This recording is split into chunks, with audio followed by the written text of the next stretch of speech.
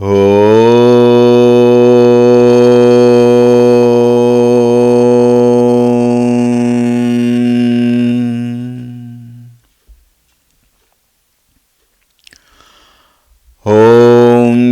गणेशाय नमः।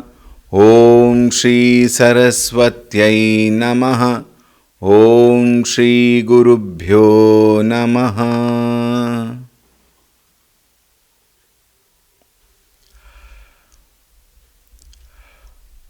ओम सदाशिवसमारम्भां शङ्कराचार्यमध्यमाम् अस्मदाचार्यपर्यन्तां वन्दे गुरुपरम्पराम्। ओम श्री सद्गुरुभ्यो नमः।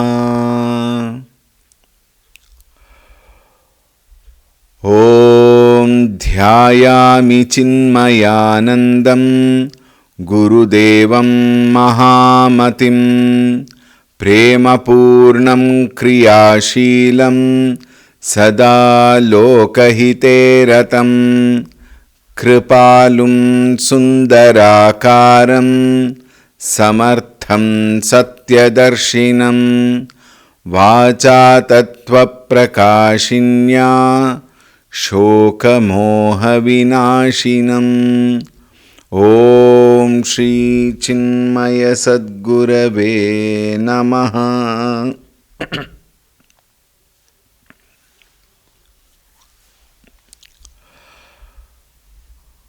ओम नमो नारायणाय। ओम नमो नारायणाय। ओम नमो नारायणाय। ओम नमो नारायणाय। ओम नमो नारायणाय। ओम नमो नारायणाय। ओम नमो नारायणाय। ओम नमो नारायणाय।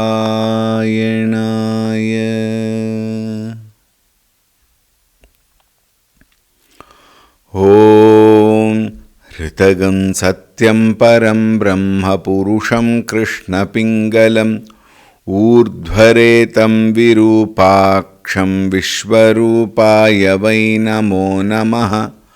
ओम नारायणाय विद्महे वासुदेवाय धीमहि तन्नो विष्णुः प्रचोदयात्।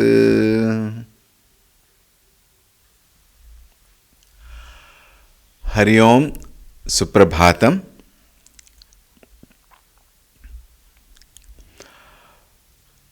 ओम शुक्लांबरधरं विष्णुं शशिवर्णं चतुर्भुजं प्रसन्नवदनं ध्यायेत् सर्वविघ्नोपशान्तये।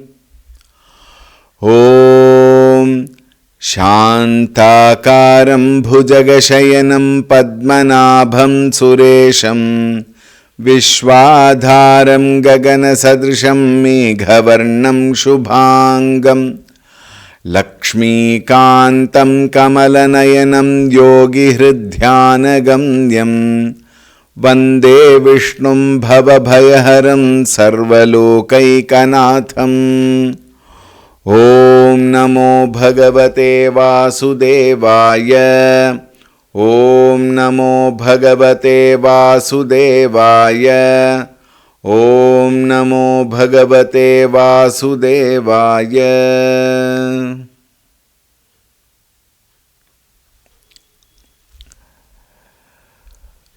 We will chant from the 12th shloka. वसुर्वसुमना सत्यः समात्मा सम्मितः समः अमोघः पुण्डरीकाक्षो वृषकर्मा वृषाकृतिः रुद्रो बहुशिरा बभ्रुर्विश्वयोनिःशुचिश्रवाः अमृतशाश्वतस्थाणुर्वरारोः महातपाः सर्वगः सर्वविद्भानुर्विश्वक्सेनो जनार्दनः वेदो वेदविदव्यङ्गो वेदाङ्गो वेदवित्कविः.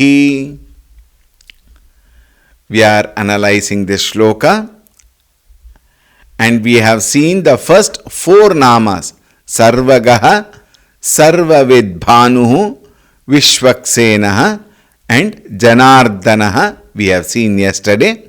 We will continue. The next nama is Vedaha. This Veda is something which is known by everyone. Everybody knows Vedaha means Shastra. But Veda, when it is said, this word is very, very important. We have definitely mentioned about this earlier in many cases, but however, we will make a mention here. Veda are Apaurusheya Shastra. What do we mean by Apaurusheya? It has not been written by anyone. Therefore, Mananat Trayate iti mantraha. It has been derived through the meditation and it was heard in the meditation of the great rishis. It was there available with so many rishis and it was transported Shravana Matrena to their Shishyas, and we all are aware Veda Vyasji brought all of them together, whatever which was available, because in the time many of them were lost.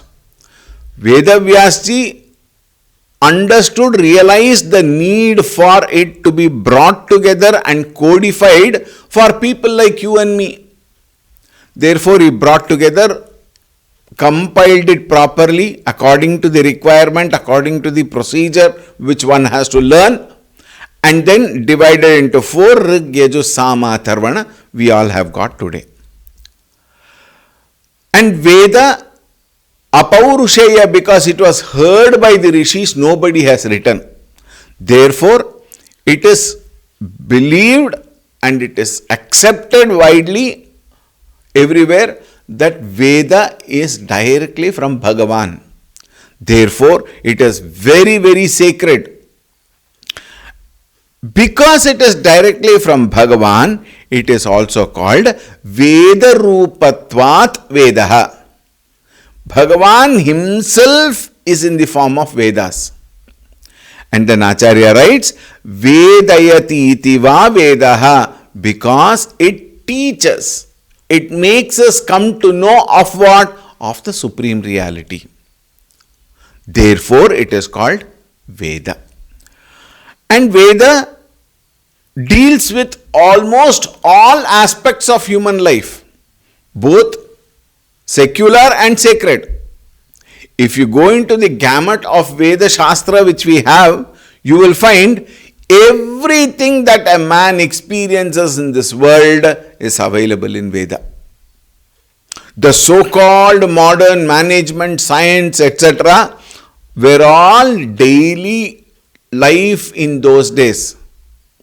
In the decadence of time, because of the influence of all the whims and fancies of the world, the desperation for pleasures in the world, people have lost track of the importance of Veda, and the priority has always been now towards the world and worldly pleasures. Whereas Vedas were the way of life earlier. Right? So now we require somebody to teach Veda, and even if somebody teaches Veda, how many of us really come to learn? Today, if you open the YouTube, every People, so many thousands of people talk on Veda, on Bhagavad Gita, on Prakarana Granthas, on everything. But how many of us actually sincerely sit and listen to that? We may just browse through. Is it not? But Veda is that which gives us the highest knowledge. It teaches us the knowledge. Therefore, Veda Rupatvat Vedaha Vedayati Itiva Vedaha. The next Nama is Vedavit. Earlier we saw Sarvavit. And here it is Vedavit. Interestingly, we had mentioned this before the shloka started. In the very second line of the shloka, you will find two times this word. Vedo Veda Vidango Vedango Veda Vitkavihi. 2 times Vedavit comes. What does that mean? Yathavat Vedam Vedartham cha Veti iti Vedavit. The one who is not only knower of the Vedas, who knows the Vedas, its meaning in its proper way. Not in the way we want it to be, but in its proper way. It is not being interpreted by somebody. He knows the very meaning of the Vedas. Why? He is a very Veda Rupa we saw in the previous Nama. Alright. And there is another very interesting part to this. Veda deals with 2 aspects. One is Brahma and the other one is Dharma. Veda teaches us both. One, the supreme Brahma, and second one, the Dharma with which one has to live in this world. Brahma is the one absolute truth. And this one absolute truth is beautifully explained in Veda, in Upanishads, through Upanishads. And there it is Ekameva Advitiyam Brahma. At the same time, human beings are seeing this world to be so real. Human beings have to live in this world. In fact, even if I come to know the truth Brahma, I am that Brahma.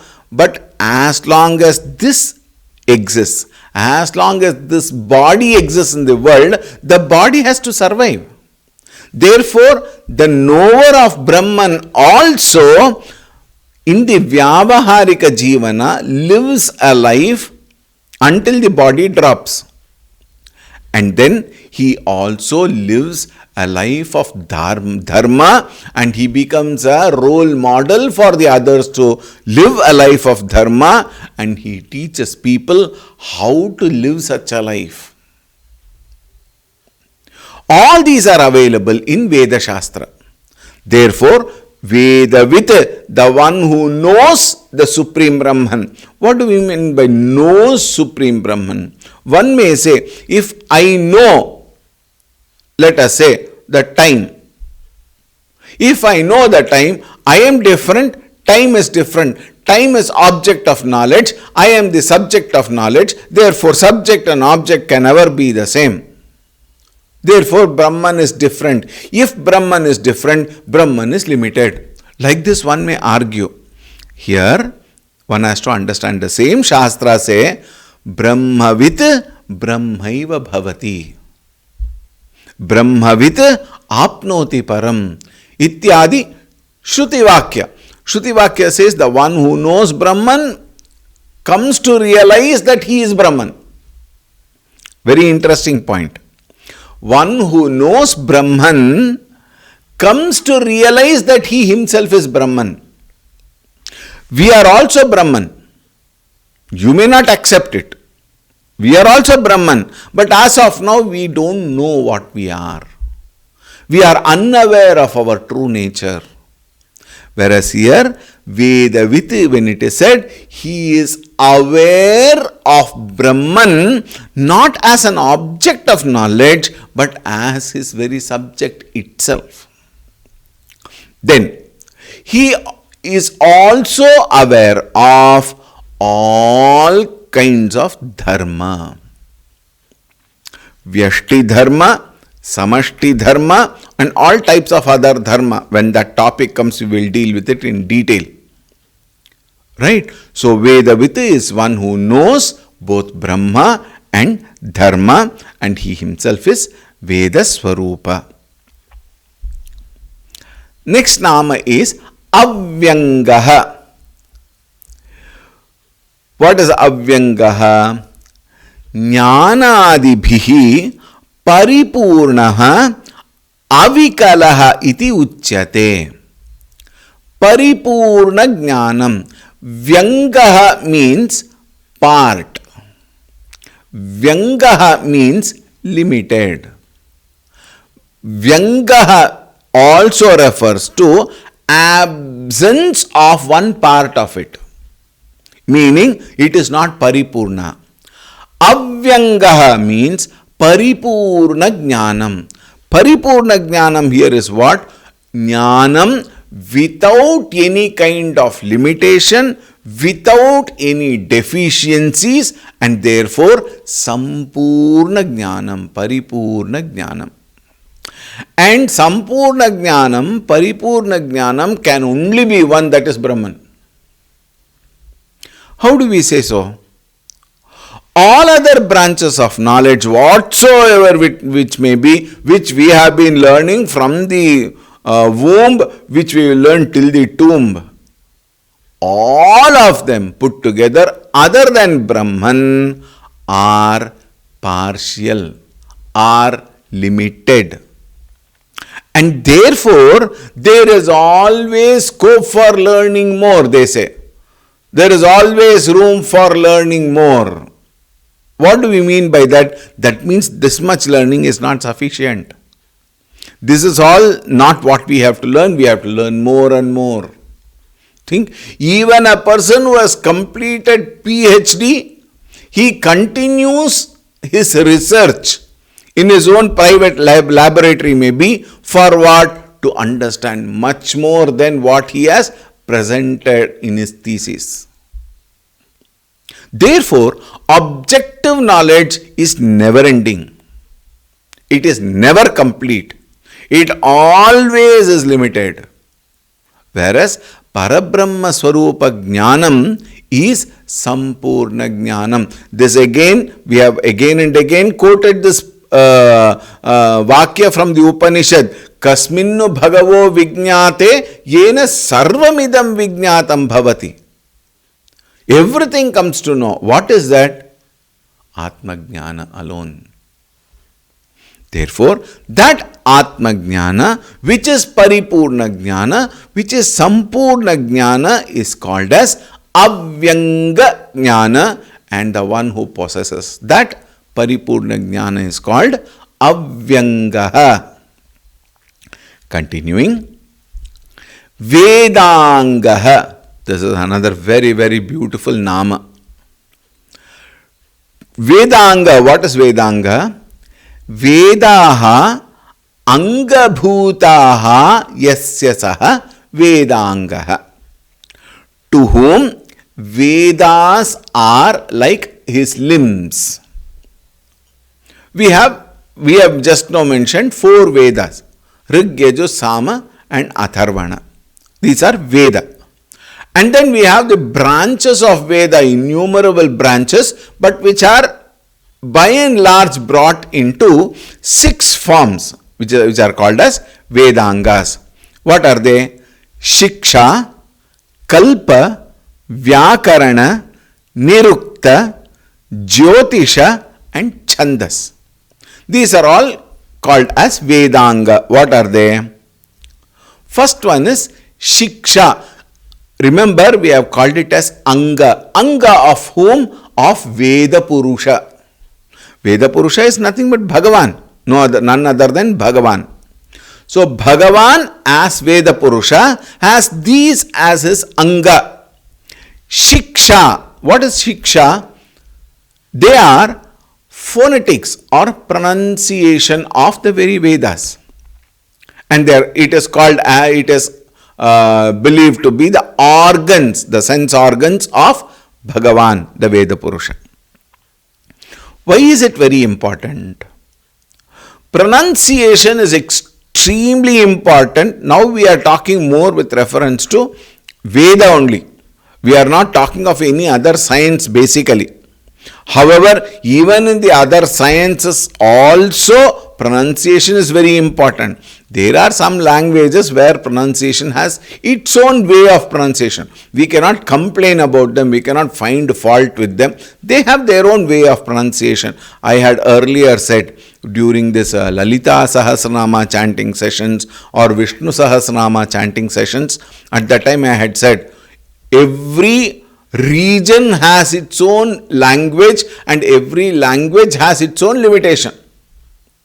If you say they are saying wrong, that will be our opinion. Like for example in Karnataka here, Rishi is pronounced as Rushi, which is wrong. According to traditional people, Rushi is wrong. Rushi is wrong when the word is pronounced as part of Veda.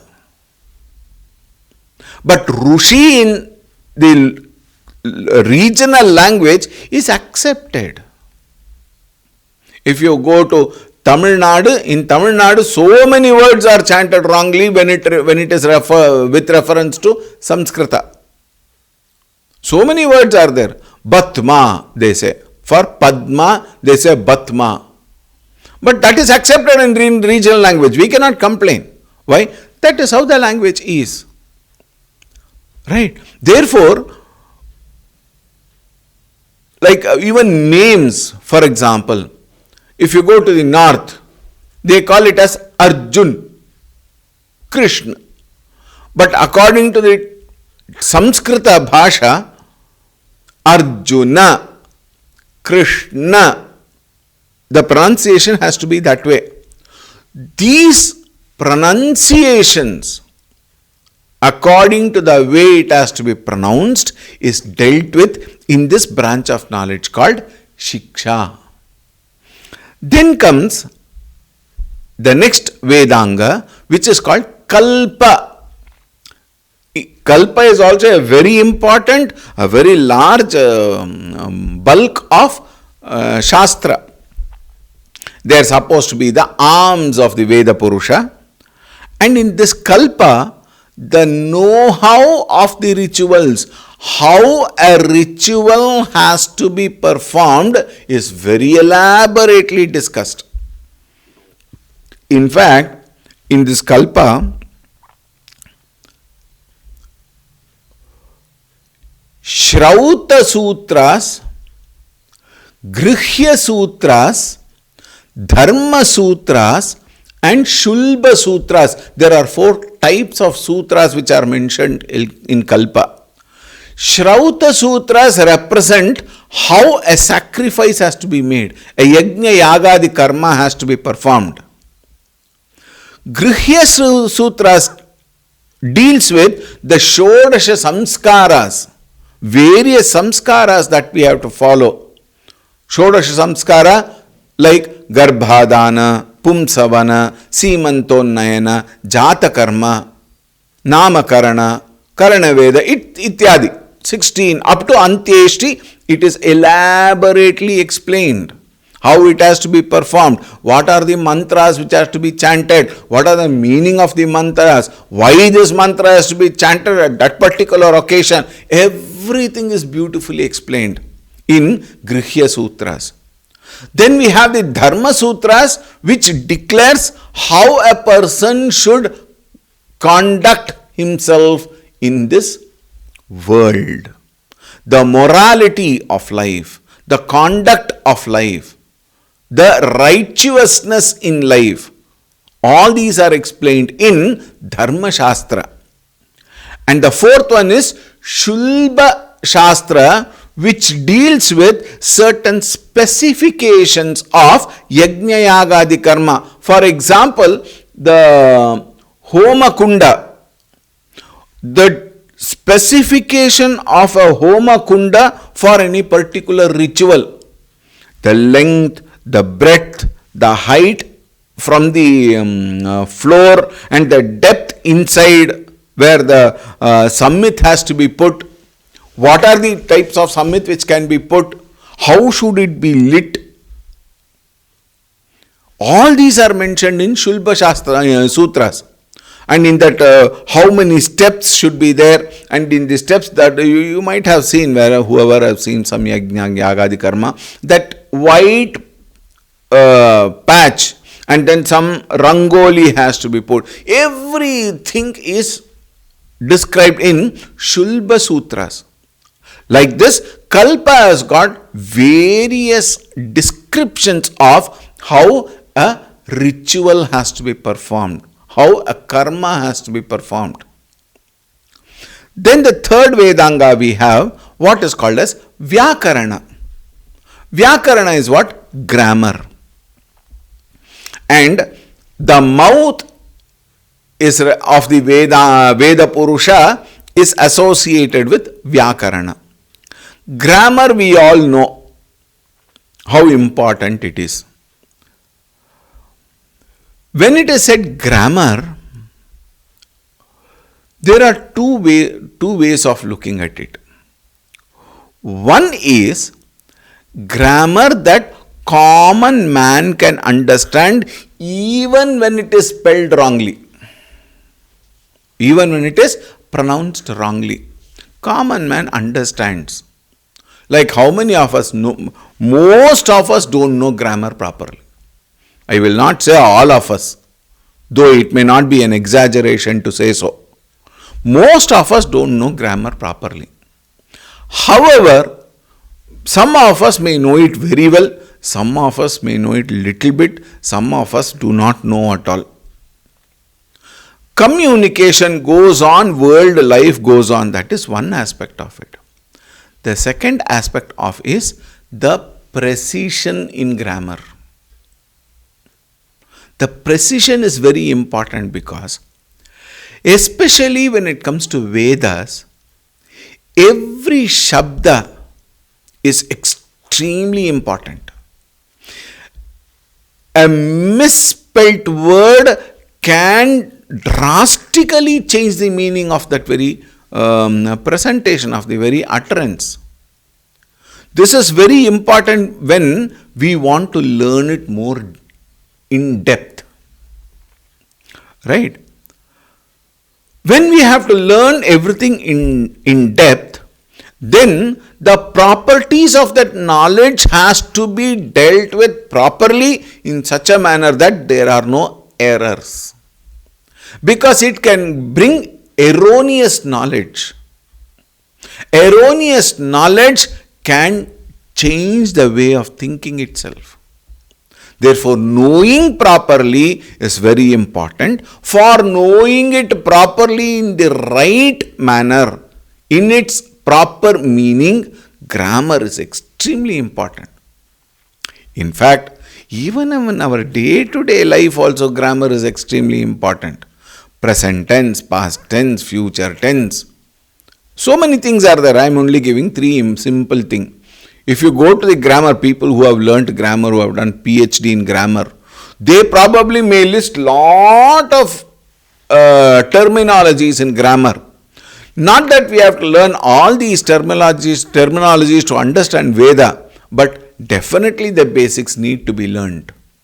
And therefore, one anga of Veda or Veda Purusha is Vyakarana, and Vyakarana is most important, and the mouth is associated with Vyakarana, mouth of Veda Purusha. Continuing, Nirukta, the fourth Vedanga of Veda Purusha is Nirukta, which is associated with ears. What are they? The etymology and derivation of words. This derivation of words, now please note, all of them are interrelated. Nothing is independent as such, but these are specifics. Like for example, in the medical science, for example, the one who has studied MBBS has understood, we can't say fully, but understood all branches of medicine. But then what do? They go for the next level, post graduation. In post graduation, they narrow it down to one particular aspect of medicine. It can be ophthalmology, it can be neurology, it can be pediatrics, it can be ortho. And there are again further specification, orthodontics, pediatric. I don't know, I am not a medical student, I may not be able to spell properly. It is that dental in children. Dental with elders is different. Dental with children. Like that, the specifications narrows down as though, but appears to be narrowing down, but actually it is expanding in itself. The specific particular branch of knowledge expands in itself. These are specifications. And every branch of knowledge, the words that give us that knowledge are very specific. Coming to Samskrita, so many times we have mentioned, the derivation of a particular word appears to be complicated, but actually very specific. I confess, I am not a Sanskrit student. I am not, Sanskrit is not my cup of tea, if we may say so. But however, recently we had taught Lalita Sahasranama. I am sure many of you must have seen, and if not, it is available in YouTube. Please watch that. Along with me, there were 3 children who were facilitating my process of teaching. And among the 3 children, there was a very small child, Mahishri, who is studying in 4th standard. Please note, 4th standard. She must be about 9 years now. And after the chanting, one day we were sitting outside in the main puja mandir. And there, please note, that 4th standard student, she expressed the formation of one simple word. In Sanskrita, pat is dhatu, is a root for studying, learning. Pat, pathati. How we have learnt is pathami, pathavaha, pathati. Like that we have learnt. In that pathati, that one word, the derivation of the word from its root, pat, there are about 12 to 14 sutras in Panini which are involved, which explains how pat became pathati. 12 sutras are involved. And that 4th standard girl, she was reciting all the sutras. And she was telling me how pat became pathati. I have not learnt. Think about it. How precise is our Sanskrita Bhasha that the root to its formation, there is so much of perfect derivation. This aspect of Vedas is dealt in Nirukta. And the ears. Why ears? Probably because we have to listen carefully to come to understand the derivation of every single Shabda. See? People take Vedas, people take all the Shastras so casually, so simply, so negligently. But if you understand the so-called modern science, I am not afraid of saying this, The so-called modern science is just one small speck in the knowledge given by the Shastras. So precise, so perfect.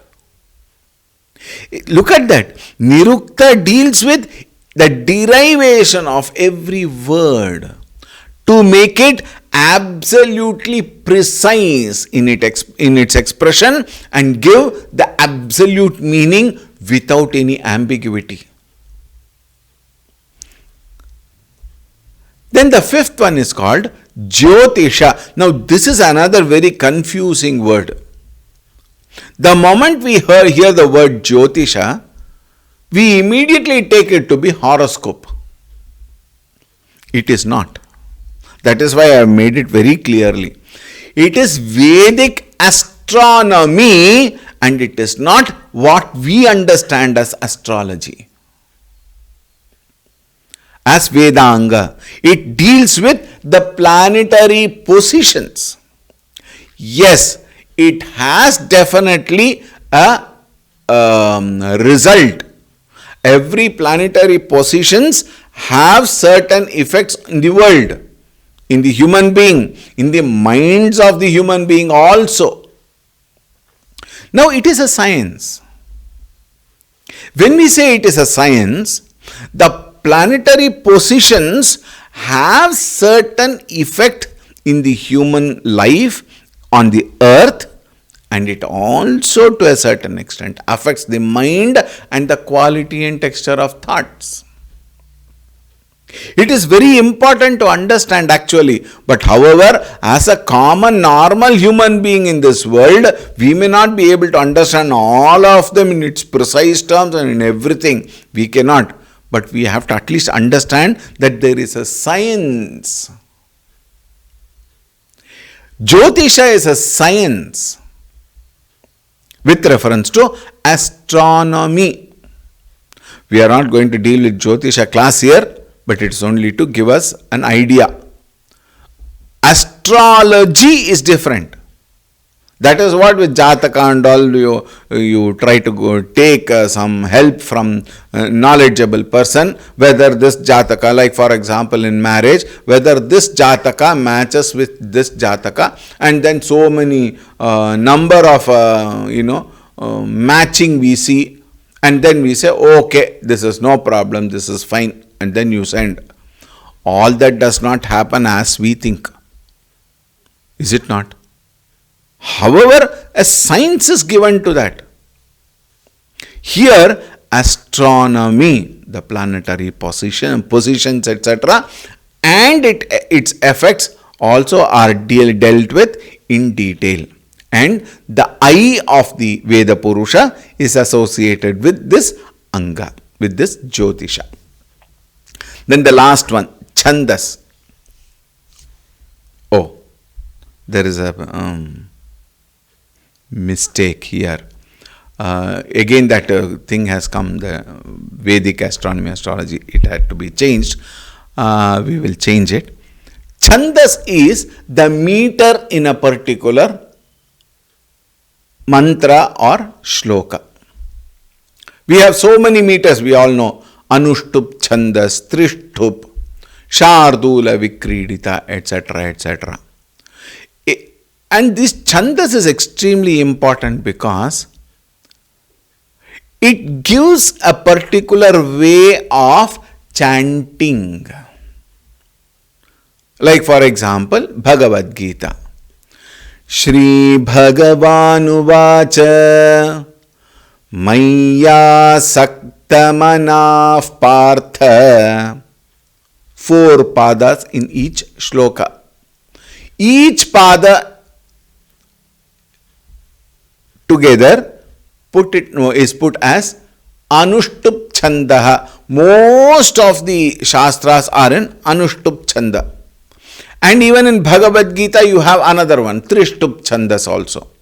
Apuryamanamachala pratishtham samudramapah pravishanti yadvat tadvat kamayam pravishanti sarve sashanti mapnoti na kama kami.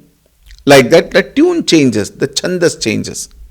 Or you will find so many stotras with so beautiful chandas.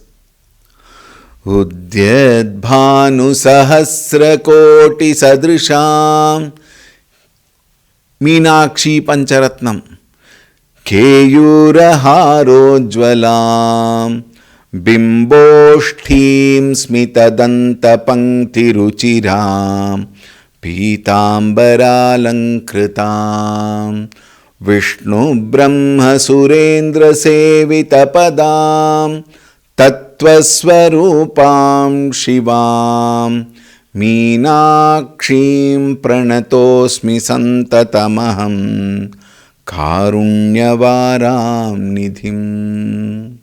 Beautiful. Certain chandas you feel like chanting all the time. Is it not? So these meters are dealt with elaborately in the sixth Vedanga called Chandas. With that, Vedanga is over. Again the word Vedavit comes, and this Vedavit again I had given earlier. One is Brahma, one is Dharma. We may probably associate the first Vedavit with Brahma and the second Vedavit with Dharma. And you will also find Vedavit also is repeated earlier.